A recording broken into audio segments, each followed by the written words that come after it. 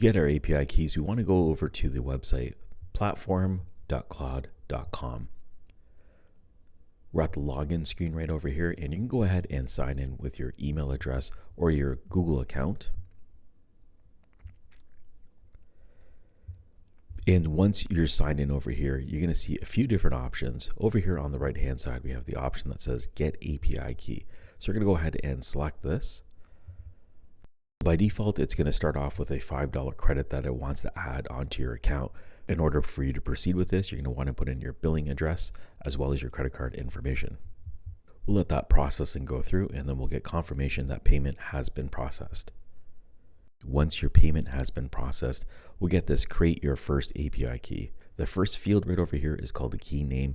You can change that to whatever you'd like. The second is going to be workspace. I'm going to be leaving mine as default, but you can select whatever workspace you'd like. Click on Create API Key. And up here at the top in the blue section is going to be your unique API key. Now I've blurred mine out. You don't want to share this with anybody. This is unique to you. And it's what you're going to be able to use whether you're using OpenClaw or whatever tool that you want.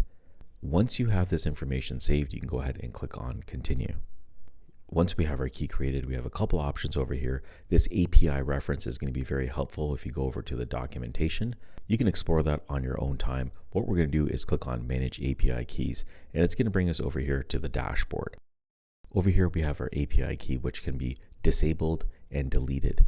And if you want to create a new API key, we have the option right over here in the top right-hand corner. And that's all there is to it. That's how you create your API key in Claude. Hope you found this video useful. If you did, please smash the like button. Thank you for watching. Catch you on the next one.